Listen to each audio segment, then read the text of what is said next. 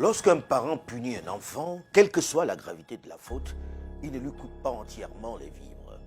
Il ne lui ferme pas les portes. Bienvenue sur les chaînes King officielles, les chaînes qui vous montrent les géopolitiques mondiales. Abonnez-vous s'il vous plaît. Décision de la CEDEAO, on ne peut pas penser que la junte au pouvoir soit si isolée et coupée de son peuple qu'on le prétend. Devant une telle démonstration de force, les dirigeants de la sous-région doivent s'interroger de savoir s'ils ont eu raison d'avoir la main aussi lourde vis-à-vis du Mali. Le Mali torturé, le Mali malmené, le Mali sous pression, le Mali meurtri, le Mali envahi par des hordes de barbares qui tuent sans discernement femmes et enfants. Les dirigeants de la CEDEAO ont-ils raison d'en rajouter, de rajouter du drame au drame? Fermeture des frontières avec le Mali au sein de l'espace sous-régional, suspension des échanges commerciaux autres que les produits de première nécessité, coupure des aides financières et gel des avoirs du Mali à la Banque centrale des États de l'Afrique de l'Ouest. Disposition juridique illégale du reste. En cas de manquement d'un pays membre, il n'y a que 3 sanctions qu'on peut prendre à l'endroit de ce pays. La première sanction, c'est la suspension de ce pays aux instances de la CEDEAO. La deuxième sanction, c'est la non-tenue de toute réunion concernant la CEDEAO sur le territoire de ce pays. La troisième sanction, c'est, comment dirais-je, absence de soutien à la candidature de ce pays s'il veut se faire élire dans des instances internationales. Voilà les 3 sanctions. Mais quand on vient, par exemple, on dit fermeture de frontières, ça n'existe pas dans le protocole de la démocratie de bonne gouvernance, la CEDEAO. Quand on dit suspension des transactions commerciales entre les pays de la CEDEAO et le Mali, ça n'existe pas dans le protocole de bonne gouvernance et de la démocratie. Quand on dit gel des avoirs de la République du Mali dans les banques centrales de la CEDEAO, ça n'existe pas. Et pire, il y a même l'article 4 du principe de fonctionnement de la Banque centrale qui interdit à tout État, ou chef d'État ou de gouvernement, ou même de ces organisations UEMOA CEDEAO, de donner des injonctions à n'importe quelle banque centrale. Donc, vous voyez comment la CEDEAO est dans le décor. Et quatrièmement, la suspension du Mali de toutes les aides financières des institutions financières de la CEDEAO. Là. Vous voyez les 3 éléments que j'ai cités, il n'y en a pas ça aussi. Et le 5e élément, l'activation de la force en attente de la CEDEAO. Mais c'est très grave. Cette force en attente de la CEDEAO qu'on veut activer là, quand vous prenez le cas du Burkina, je viens de dire que depuis le début de la crise là, nous avons 2500 morts. Cette force de la CEDEAO activée là, elle est où? Nous avons 1 500 000 775 déplacés internes. Cette force CEDEAO là, elle est où? Mais voilà pourquoi je dis aussi, quand les gens prennent les postes de responsabilité, il faut les former. C'est même une insulte à la mémoire de nos dévanciers devant l'histoire. Toutes ces dispositions contraignantes reviennent en fait à priver le gouvernement malien de son accès à ses comptes auprès du système bancaire malien, à savoir les banques commerciales et la Banque centrale des États de l'Afrique de l'Ouest qui émet le franc CFA. En réalité, il s'agit d'asphyxier financièrement le gouvernement malien puisqu'il ne peut plus payer les salaires, les dettes dues aux fournisseurs, les bourses d'étudiants, les missions de services publics et bien d'autres obligations. Ces images de Maliens dans les rues doivent peut-être leur faire comprendre qu'ils se sont trompés. Pour pouvoir obtenir une telle mobilisation, il faut l'adhésion du peuple, une forte adhésion. Je ne parle pas d'unanimité, parce que même le bon Dieu n'a pas réussi à faire l'unanimité auprès de ses créatures. Mais le régime militaire, dans le contexte actuel, semble soutenu dans son désir de remettre les compteurs à zéro pour repartir sur de meilleures bases. Peut-être que le peuple est d'accord avec le choix du gouvernement. Auquel cas, la CEDEAO doit revoir sa copie. Difficile pour un de ces dirigeants qui ont pris la décision de sanctionner le Mali de mobiliser autant de monde autour d'un projet dans leur propre pays, ça c'est certain.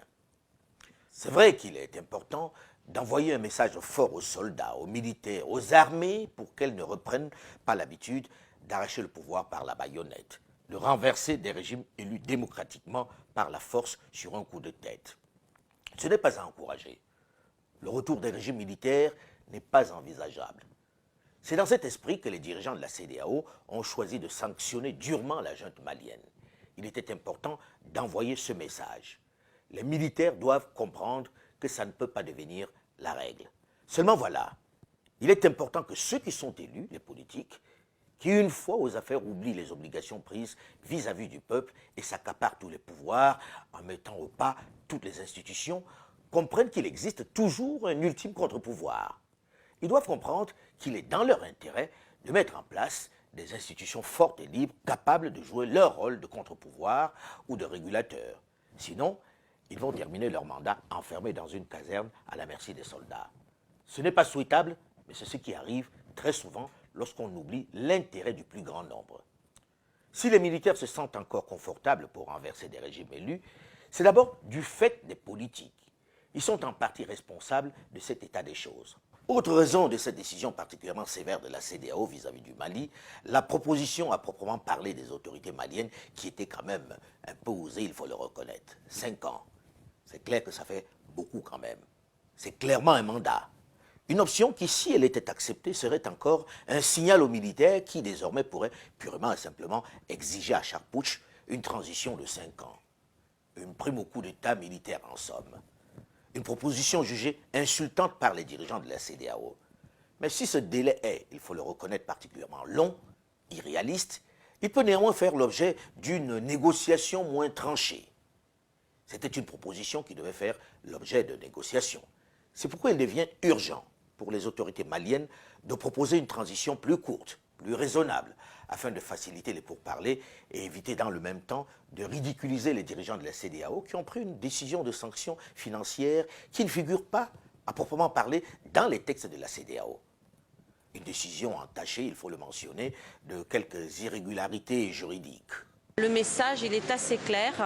Nous voulons poursuivre la lutte contre le terrorisme parce que ce qui se passe au Sahel, l'insécurité qui prévaut au Sahel en ce moment, c'est aussi une insécurité pour nous tous les Européens. C'est clair. Il ne s'agit pas d'aide. Il est d'abord question de se protéger soi-même. Les chefs d'État de la CEDEAO doivent eux aussi s'en souvenir. Ils doivent être conscients, je l'espère, que si le Mali s'embrase, s'il tombe dans des mains indélicates, dans le giron des djihadistes de tout poil financés par certaines monarchies du Golfe, elles ne seront pas épargnées. La menace est globale et le moment n'est pas aux errements. Il faut retourner à la table des négociations et chacun doit mettre de l'eau dans son vin.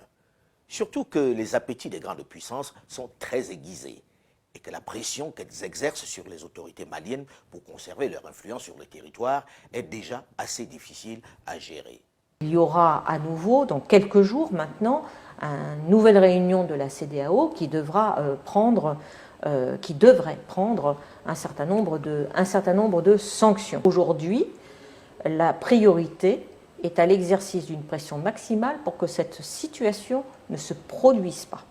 Donc tous nos efforts sont orientés pour empêcher que cette menace, qui est brandie depuis des semaines et des semaines maintenant, eh bien, ne se matérialise pas. D'où l'importance, comme je le disais, des décisions qui pourraient être prises par la CEDEAO, d'où l'importance du fait que d'ores et déjà l'Union européenne a pris des décisions sur le fait de retenir de l'aide budgétaire qui était destinée à ce pays, a décidé de mettre en place la base pour un régime de sanctions qui concernerait d'une part ceux qui entravent le processus de transition démocratique au Mali et d'autre part qui permettent de prendre des sanctions contre la société Wagner.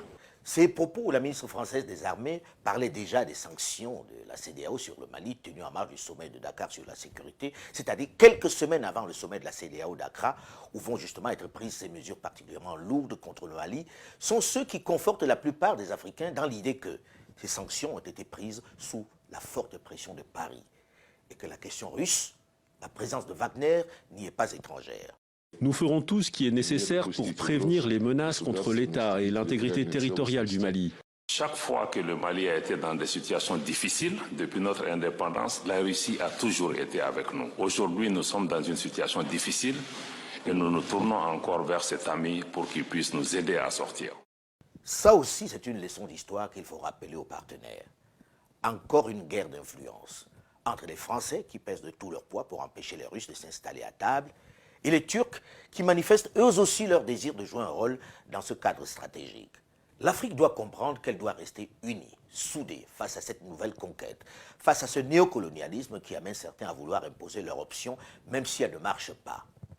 Après avoir discuté avec certains dirigeants qui étaient à Accra, au Ghana, au moment où a été prise cette décision de sanctions, et qui me font comprendre que la question russe n'a pas influencé leur décision, il apparaît aussi clair que le message le plus fort, le plus déterminant, était d'éviter la contagion et de couper l'herbe sous les pieds des officiers qui seraient inspirés par le modèle malien. notamment au Burkina Faso, où le président Roch-Marc Christian Kaboré est en équilibre instable, puisque l'armée burkinabé, face à la multiplication des attaques, face au manque de résultats dans la guerre contre le terrorisme, semble de plus en plus tentée par le modèle malien et guinéen. Elle manifestait de plus en plus de velléités de sédition. Pour preuve, cette nuit du 22 au 23 janvier 2022, des tirs sporadiques ont encore été entendus. Le président Roch-Marc Christian Kaboré n'a pas été directement inquiété, contrairement à ce qui a été dit dans un premier temps, mais ceci procède d'un climat délétère. Certains n'hésitaient pas à parler de l'exemple malien où depuis quelque temps, les attaques ont considérablement diminué et où les résultats contre les mouvements terroristes semblent meilleurs. Je ne dis pas que ce soit le succès, mais les choses semblent avoir considérablement changé, il faut le reconnaître. Les Guinéens sont descendus massivement dans la rue en septembre dernier pour saluer l'arrivée des militaires. Ils continuent de bénéficier d'un soutien populaire. Tout ceci pose avec acuité la question même du principe démocratique dans nos États. Le principe démocratique qui a été confisqué par un certain nombre de politiques et auquel les jeunes croient de moins en moins. Le principe démocratique qui est devenu comme une religion. Il faut à tout prix aller aux élections. Et quand on regarde ces élections, elles n'apportent pas la stabilité pour autant, elles n'apportent pas la paix pour autant, elles n'apportent pas le développement qui doit être la priorité pour vous jeunes. On a le droit de s'interroger quand même, la vérité est têtue. Ces militaires au pouvoir à Bamako, que proposent-ils en réalité? De remettre les choses à plat, d'en finir avec le fétichisme des élections à tout prix et n'importe comment. Lorsque l'on regarde l'histoire récente du Mali, où deux présidents, pourtant bien élus, ont été renversés avec l'appui de la rue et de certains lobbies, on se demande s'il faut continuer ainsi, s'il faut s'obstiner et recommencer comme s'il ne s'était rien passé et organiser des élections tous les 1 ou 2 ans au gré des renversements des régimes. Peut-être faut-il d'abord prendre le temps de solder le passif. Peut-être faut-il tout remettre à plat avant d'envisager un nouveau cycle démocratique. C'est peut-être en cela que les assises nationales maliennes avaient un sens, à condition qu'elles soient inclusives. Mais il faut reconnaître, 5 ans, ça fait beaucoup. 5 ans, c'est un mandat. Et donner le signal de 5 ans à des militaires, c'est leur dire, vous prenez les armes, vous pouvez rester 5 ans.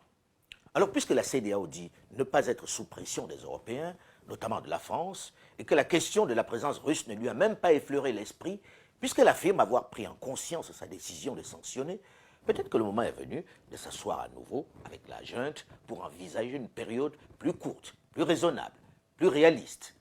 Tout dépendra des propositions concrètes. Le linge sale se lave en famille. La CEDEAO doit faire son autocritique. Elle doit éviter de se ridiculiser en outrepassant ses prérogatives comme elle l'a fait en adoptant de telles sanctions. Si la CEDEAO, qui sur ce coup a perdu le soutien du peuple, doit revoir sa copie, c'est certain, il faudrait dans le même temps que le régime militaire accepte de faire rentrer les civils dans ce processus. Ça ne saurait être la transition des seuls militaires. La solution à la crise malienne doit d'abord être malienne et africaine en plus. C'est ça la boussole. Tous les autres acteurs ont des agendas et des intérêts qui sont les leurs et ils ne sauraient imposer leurs plans. Ils sont des partenaires. Ils ne sont pas plus soucieux du pays que les Maliens eux-mêmes. Toutefois, je ne résiste pas à la tentation d'inviter la plupart d'entre nous à modifier, à faire évoluer notre perception du militaire. Elle ne peut pas rester celle du gaillard sans cerveau, au QI particulièrement bas, juste bon à obéir aux instructions, à faire le coup de force, juste bon à faire la guerre, la brute épaisse en somme. C'est un peu sommaire comme perception.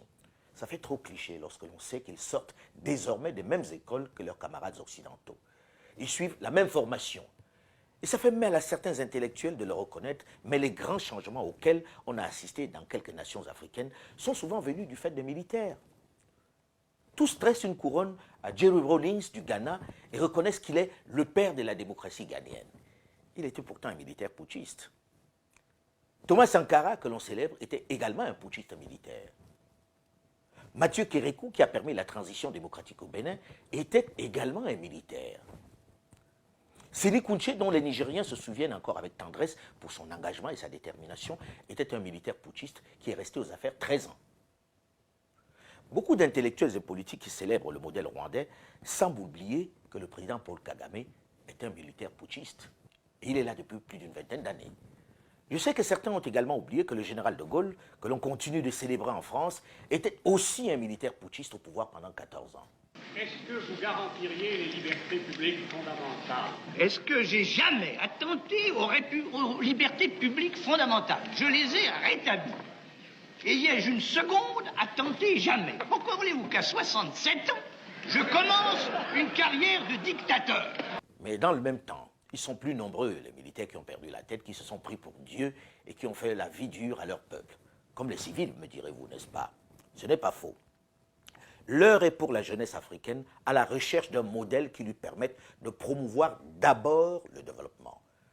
Ne soyez pas obnubilés et enfermés dans des modèles prêts à l'emploi proposés, qui parfois sont en contradiction avec nos réalités, comme nous l'avons été si longtemps. Nous avons été, ma génération et celle de mes aînés, des éponges qui absorbaient tout ce que le colon, le blanc, leur enseignait.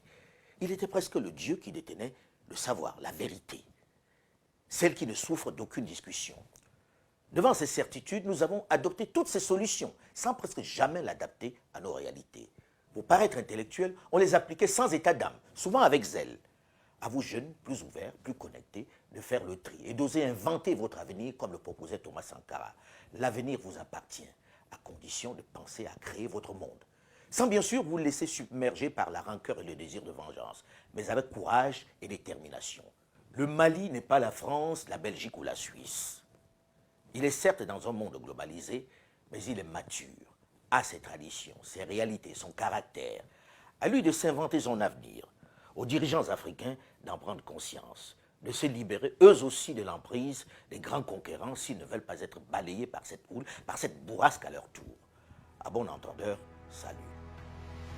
Je vous remercie pour l'intérêt que vous accordez à toutes ces chroniques et vous invite à vous abonner comme vous le faites depuis un certain temps. Je vous invite également à faire attention aux nombreux faux comptes à mon nom qui se multiplient. Désormais, nous avons une plateforme qui est plus complète. D'abord, cette chaîne YouTube, Alain Foka officiel. Ensuite, le compte Twitter, Alain Foka 2005. Ensuite, sur la page Facebook, Alain Foka officiel. Et le compte TikTok, Alain Foka 2005. Restons connectés. On est ensemble.